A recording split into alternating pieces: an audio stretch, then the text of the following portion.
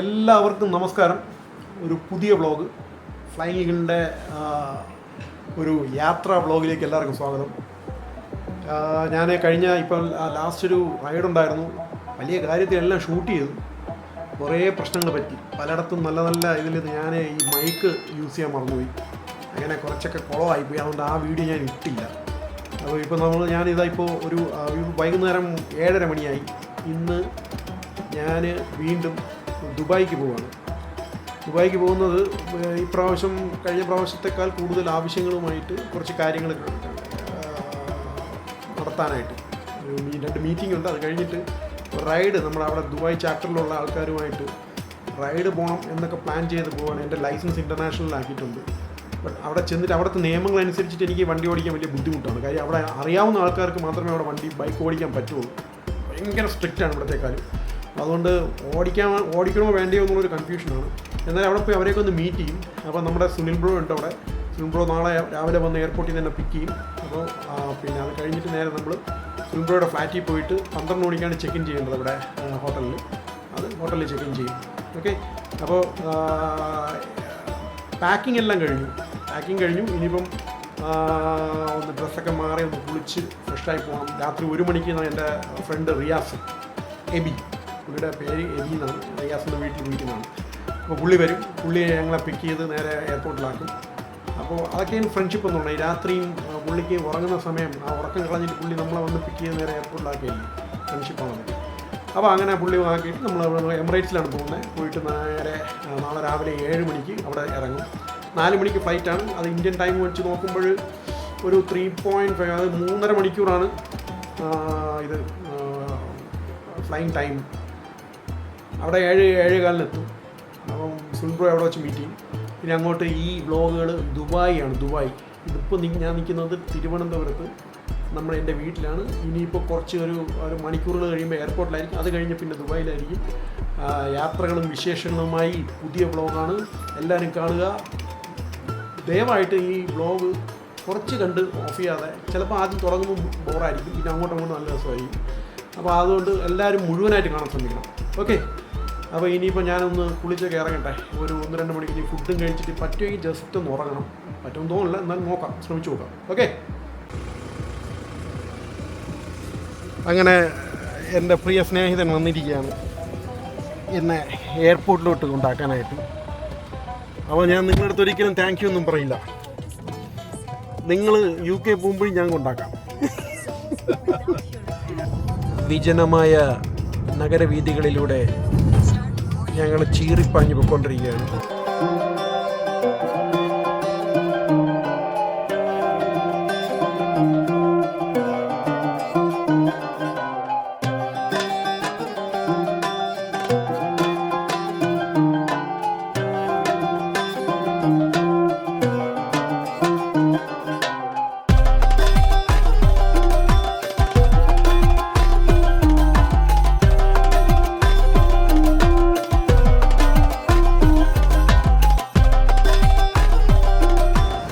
നമ്മളിപ്പോൾ ബ്രേക്ക്ഫാസ്റ്റ് കഴിച്ചിട്ട് നേരെ റൂമിലോട്ട് പോവുകയാണ്. റൂമിൽ ഏർലി ചെക്കിൻ തരാമെന്ന് പറഞ്ഞിട്ടുണ്ടായിരുന്നു. പക്ഷേ അവിടെ നല്ല തിരക്കുമാണ്. അവിടെ പോയിട്ട് കാര്യങ്ങൾ നോക്കാം. അപ്പോൾ റൂമിൽ വന്നു, റൂമെടുത്തു, നല്ലവണ്ണം കിടന്ന് ഉറങ്ങി. കാരണം രാവിലെ ഫ്ലൈറ്റ് എന്ന് പറയുമ്പോൾ ഉറക്കം വലുതായിട്ട് കിട്ടില്ല. അങ്ങനെ വന്ന് കിടന്ന് ഉറങ്ങി. ഉറങ്ങി എണീറ്റേണ്ട ഒരു ഇതുണ്ട്. ഇന്നും വലുതായിട്ടൊന്നും ഷൂട്ടൊന്നും ചെയ്തില്ല. നാളെ മുതലായിരിക്കും കാഴ്ചകൾ. സുനിൽബ്രോ വന്നു. സുനിൽബ്രോ ഉണ്ട്. അപ്പോൾ ഇനിയിപ്പം ഞങ്ങൾ നേരെ പുറത്തോട്ടൊന്ന് പോയി ഫുഡ് കഴിച്ചിട്ട് വീണ്ടും കിടന്നുറങ്ങാൻ പോകുന്നു. ഇന്ന് വേറെ പ്രത്യേകിച്ചൊന്നുമില്ല. റൂം കൊള്ളാം. നമ്മൾ കഴിഞ്ഞ പ്രാവശ്യം വന്നപ്പോൾ എടുത്ത അതേ റൂം തന്നെയാണ്. ഇത് ഇവിടെ 11-ാം തീയതി, അതായത് ഇവിടെ 4 ദിവസം ഇവിടെ എടുത്തിട്ടുണ്ട്. 4 ദിവസത്തിന് ശേഷം അടുത്ത് വേറെ അടുത്ത് മാറും, ഷിഫ്റ്റ് ആവും. അത് അവിടെ കുറച്ച് കാര്യങ്ങളുണ്ട്. അപ്പോൾ അതിൻ്റെ അടുത്ത് ഉള്ള സ്ഥലത്ത് പോയി റൂം എടുക്കണം. ഇനി നാളെ രാവിലെ അബുദാബി പോകുന്നുണ്ട്. അപ്പോൾ അബുദാബി കാഴ്ചകൾ മുതൽ നല്ല രീതിയിൽ ഷൂട്ട് ചെയ്യാം. Good morning. 2ാമത്തെ ദിവസം ആയി. ഇന്ന് അബുദാബിയിലോട്ട് പോവാണ്. അപ്പോൾ നമ്മൾ ഒരുപാട് ദിവസം ഇങ്ങനെ പിന്നെ പോകാൻ കഴിഞ്ഞ പ്രാവശ്യം ദുബായിൽ വന്നപ്പോൾ അബുദാബി പോകാൻ പറ്റിയില്ല. പിന്നെ അബുദാബി പോകുന്നു. അബുദാബിയിൽ പോയിട്ട് ഈവനിങ് തിരിച്ച് ഇവിടെ തന്നെ വരും. അപ്പോൾ ഇപ്പം സുനിൽ ബ്രോ ഒരു മീറ്റിങ്ങിന് വേണ്ടി മില്ലനിയം എയർപോർട്ട് ഹോട്ടൽ അവിടെ നിൽക്കുകയാണ്. അപ്പം ഞങ്ങൾ ഇവിടുന്ന് ഒരു ടാക്സി എടുത്ത് അങ്ങോട്ട് പോകും. അവിടുന്ന് സുനിൽ ബ്രോയും ഞാനും സന്ദീപുമായിട്ട് നേരെ അബുദാബി പോകും. അപ്പം ഇന്ന് രാവിലെ എണീറ്റു ബ്രേക്ക്ഫാസ്റ്റ് വെച്ചു. ഇന്നലെ ഒരു വലുതായിട്ട് ഷൂട്ടിങ്ങൊന്നും ഷൂട്ട് ചെയ്യാൻ പറ്റിയില്ല, കാര്യം വന്ന് കിടന്ന് ഉറങ്ങിപ്പോയി. അപ്പോൾ ഇനിയിപ്പോൾ എന്തായാലും ഇന്ന് മാക്സിമം ഉള്ളത് ഷൂട്ട് ചെയ്യാം. ഇന്ന് മൂലമാണ് ഒരു പ്രോപ്പറായിട്ടൊരു വീഡിയോ സ്റ്റാർട്ട് ചെയ്യുന്നത്. സന്ദീപേ ഇറങ്ങിയാടാ, പോവാം. കാപ്പ് കുടിച്ചല്ലോ, എല്ലാം ഓക്കെ ആണല്ലോ, സെറ്റ് ഓക്കെ. ശരി, അപ്പോൾ ഇനിയിപ്പോൾ നേരെ ഇപ്പം ടാക്സി എടുത്തു. ഇവിടെ വന്നിട്ട് കരീം എന്ന് പറയുന്നൊരു ആപ്പ് ഇൻസ്റ്റാൾ ചെയ്തു. അതിനകത്ത് ടാക്സി ഉണ്ട്, ടാക്സി. അപ്പോൾ അത് നമ്മളവിടെ ഊബറൊക്കെ പറയും പോലെ ഇവിടെ അതാണ്. അങ്ങനെ എടുത്തു. അപ്പോൾ വണ്ടി ഇപ്പോൾ താഴെ എത്തും, അങ്ങോട്ട് പോവാണ്. ഓക്കെ, അപ്പോൾ നമ്മുടെ ടാക്സി വന്നു. ടാക്സിയിൽ കയറി ഇതാണ് ടാക്സി, ഇതിൽ കയറി പോകാനുള്ള പരിപാടിയാണ്. ഓക്കെ,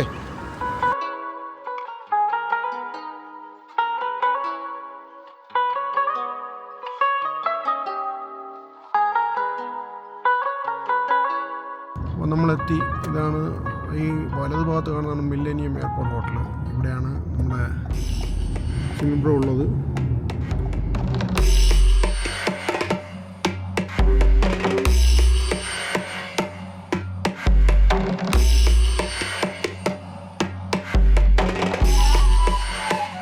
അപ്പോൾ അങ്ങനെ നമ്മൾ വീണ്ടും യാത്ര തുടങ്ങി.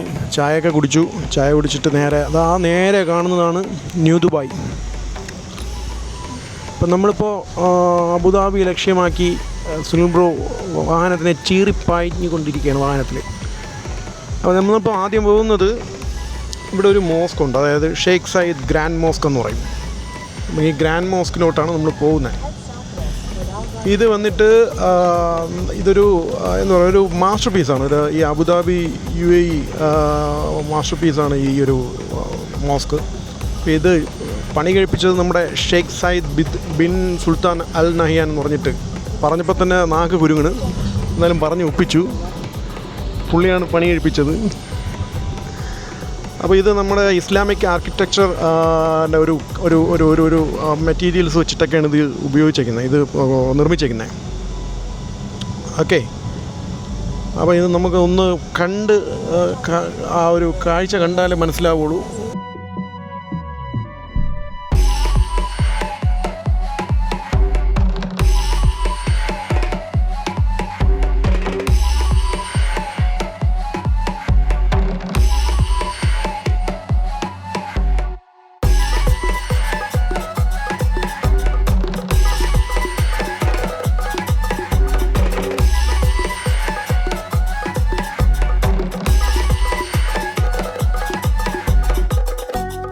ഇത് ഇവിടെ വന്നു കഴിഞ്ഞാൽ ഇവിടെ ഈ QR കോഡ് ഇത് സ്കാൻ ചെയ്ത് കഴിഞ്ഞാൽ നമുക്ക് ഫ്രീ ടിക്കറ്റ് കിട്ടും. അപ്പോൾ ഇതും എടുത്തും കൊണ്ട് നമ്മൾ നേരെ ആ കാണുന്ന എൻട്രൻസ് അതാണ്, അതുവഴി നമ്മൾ കയറുക. എൻ്റെ ഒരു ഊഹം ശരിയാണെങ്കിൽ ഇത് അണ്ടർഗ്രൗണ്ടാണ് ഇതിൻ്റെ വഴി. നേരെ നമുക്ക് മോസ്കിലോട്ട് പോകാൻ പറ്റും. അതിന് മുന്നേ ക്യാമറയുടെ കാര്യങ്ങളൊക്കെ ഒരു തീരുമാനമാക്കണം.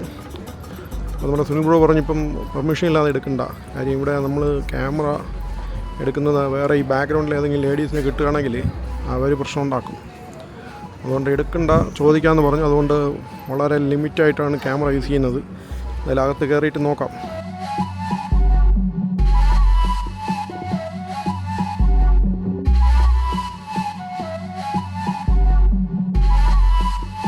എയർപോർട്ടിനേക്കാളും ഭയങ്കര സെക്യൂരിറ്റി ചെക്കിനായിരുന്നു. ഇവർ നമ്മൾ ഫുൾ ഡ്രസ്സൊക്കെ ചെക്ക് ചെയ്തിട്ട് എല്ലാം ഓക്കെ ആണെങ്കിൽ മാത്രമാണ് അകത്ത് കയറുന്നത്. ആണുങ്ങൾക്ക് വലിയ പ്രശ്നമില്ല, എന്നാലും പെണ്ണുങ്ങൾക്ക് അവർ പറയുന്ന രീതിയിലുള്ള ഡ്രസ്സുകളുണ്ട്. നമ്മൾ നേരത്തെ അവിടെ എടുത്തതൊക്കെ ഡിലീറ്റ് ചെയ്യേണ്ടി വന്നു. കുറേ വീഡിയോസ് എടുത്തിരുന്നു, ഡിലീറ്റ് ചെയ്തു. സെക്യൂരിറ്റി വന്നിട്ട് പറഞ്ഞു ഇവിടെ വ്ളോഗിങ് പാടില്ല.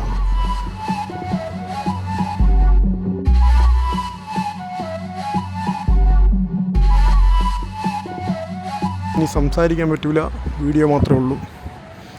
സംസാരിക്കരുതെന്ന് പറഞ്ഞൊക്കെയാണ്.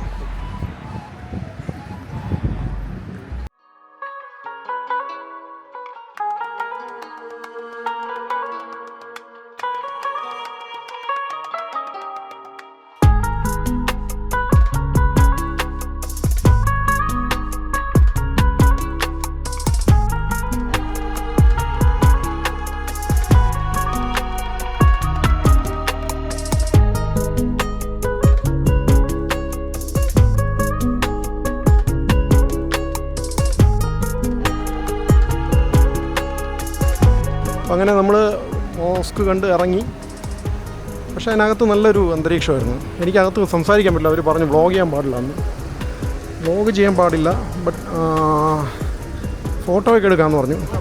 ഷേഖ്, സുഖമാണോ ഷേഖ്? എല്ലാം ഓക്കെ ആണോ? പിന്നെ ഈ കോലം കെട്ടി വിട്ടോ?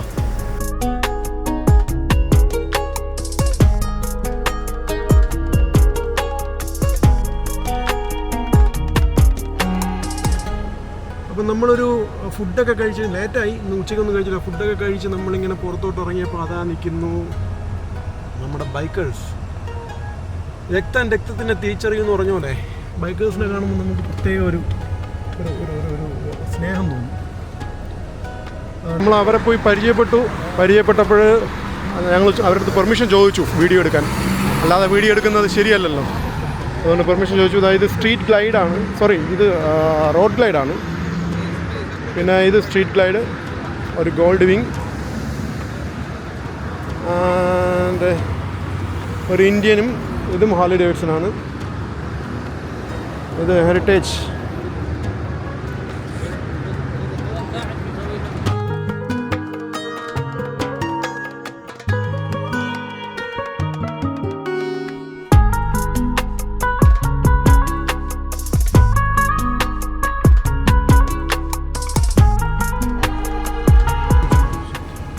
ഇതാണ് ഫ്യൂച്ചർ മ്യൂസിയം. അപ്പോൾ ഇന്നലെ അബുദാബി പോയിട്ട് വന്നപ്പോൾ ഒരു 8:30-9 മണിയായി. വന്നിട്ട് ഫുഡ് കഴിച്ച് ഉറങ്ങി. പിന്നെ ഇന്നിപ്പോൾ രാവിലെ ഞാൻ പോകാൻ പോകുന്നത് നമ്മുടെ സുനിൽ ബ്രോയുടെ ഫ്ലാറ്റിലോട്ടാണ്. എന്തിനാണെന്ന് പറഞ്ഞാൽ സുനിൽ ബ്രോ ഇവിടെ ഒരു ബൈക്ക് എടുത്തു, ഹാർലി ഡേവിഡ്സൺ സ്ട്രീറ്റ് ഗ്ലൈഡ് എന്ന് പറയും. നല്ല ഒരു ഹൈ എൻഡ് മോഡലാണ് ഹാർലിയുടെ. അപ്പോൾ അതെനിക്കൊന്ന് പോയി ഒന്ന് ഓടിച്ച് നോക്കണം. അപ്പം ഒന്ന് പോയിട്ട് ആ വണ്ടി കണ്ട് ഓടിച്ചൊക്കെ നോക്കിയിട്ട് നോക്കാം എന്താണെന്ന്. ആ വണ്ടി പിന്നെ നമ്മുടെ കേരളത്തിൽ ഞാൻ ഓടിച്ചിട്ടുണ്ട്. ഇനി ഇത് നമ്മുടെ ഹാരിസ് ബ്രോ എടുത്ത വണ്ടിയുണ്ടല്ലോ സ്ട്രീറ്റ് ഗ്ലൈഡ്, ആ സെയിം സാധനമാണ് ഇത്. ഇതും ഒന്ന് ഓടിച്ച് നോക്കണം. അതിൻ്റെ ഒരു വീഡിയോ കാണിച്ചു തരാം. ഞാനിപ്പോൾ വണ്ടി നോക്കാൻ വേണ്ടി അങ്ങോട്ട് പോകണം. സുനിൽ ബ്രോ താഴെ വന്നു, വെയിറ്റ് ചെയ്യാണ്. അപ്പോൾ അങ്ങോട്ട് പോയിട്ട് നമ്മൾ നേരെ സുനിൽ ബ്രോയുടെ ഫ്ലാറ്റിലോട്ട് പോകും.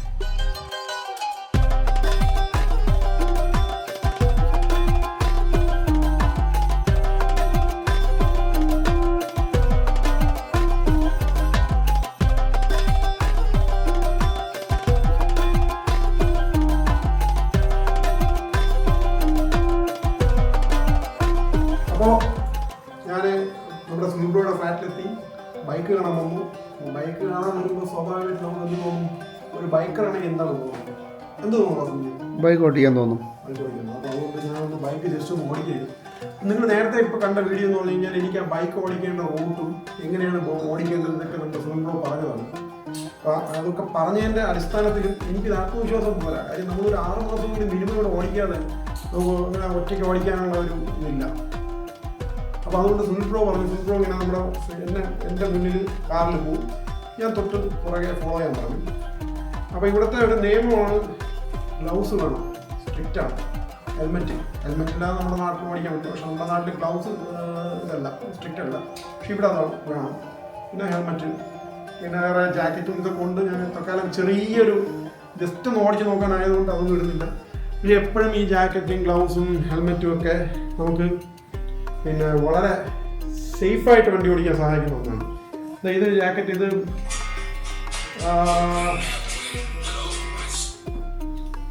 ഇത് കുറച്ച് ലൂസാണ്, അതുകൊണ്ട് ഞാൻ ഇട്ടില്ല. ഇപ്പോൾ ഇത് കാണുന്ന ഈ ഡ്രസ്സിൽ ജസ്റ്റ് ഒരു ചെറിയൊരു കറക്കം വണ്ടി ഓടിച്ച് നോക്കുന്നത്. ഓക്കെ, അപ്പോൾ താഴോട്ട് പോവാം.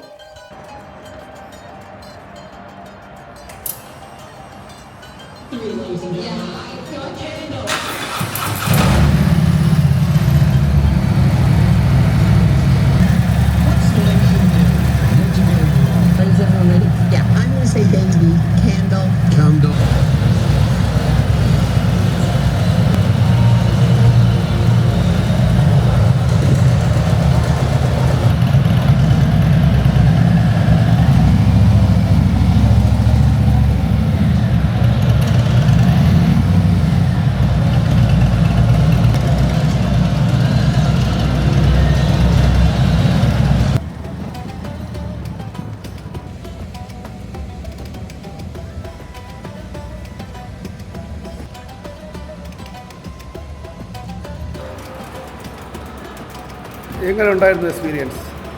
ഇതിലും ഞാൻ എത്രയോ കാലത്തിന് ശേഷം ഹാർലി ഓടിച്ചു. പക്ഷെ ആ തുടക്കത്തിൽ ചെറിയൊരിതുണ്ടായിരുന്നു.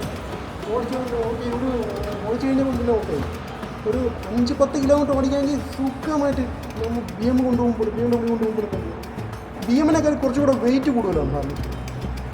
ഹാൻഡിൽ ചെയ്യാനും ഒരല്പം കൂടെ ബുദ്ധിമുട്ടാണ്.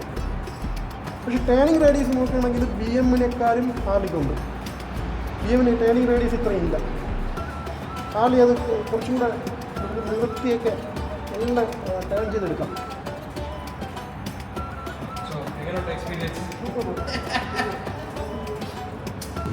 അപ്പോൾ ഇവിടെയാണ് നമ്മുടെ ഇന്നത്തെ ഷോപ്പിംഗ്. ഇവിടുത്തെ പ്രശ്നം എന്ന് പറഞ്ഞാൽ പല സ്ഥലങ്ങളിലും നമുക്ക് ഈ ക്യാമറ അലൗഡ് അല്ല. നമ്മൾ അകത്ത് കയറിയിട്ട് വീഡിയോ എടുക്കുമ്പോഴായിരിക്കും വന്നിട്ട് ചേരുതെന്ന് പറയണത്. മാത്രമല്ല ഇവിടെ ആരെങ്കിലും അറിയാതെ ആരുടെയെങ്കിലും മുഖം ഇതിൽ പതിഞ്ഞു കഴിഞ്ഞാൽ അവർക്ക് വേണമെങ്കിൽ നമ്മുടെ പിടിച്ച് ജയിലിടിക്കാനുള്ള വകുപ്പുണ്ട്. അതുകൊണ്ട് ഈ ക്യാമറകൾ യൂസിങ് കുറവാണ്. അതാണ് വീഡിയോസ് ഒന്നും നേരെ ചൊവ്വേ എടുക്കാൻ പറ്റുന്നില്ല.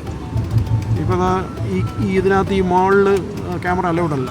അപ്പം നമ്മളിനി എന്താണ് ഈ പുറത്തെ കാഴ്ച എടുത്തിട്ട് ഇതിനകത്ത് പോയി സന്ദീപിൻ്റെ ഒരു മൊബൈൽ നോക്കണം. നോക്കിയിട്ട് ഇറങ്ങും. നമ്മൾ ഇറങ്ങി നേരെ കരാമയിൽ പോയി ഫുഡ് കഴിക്കും.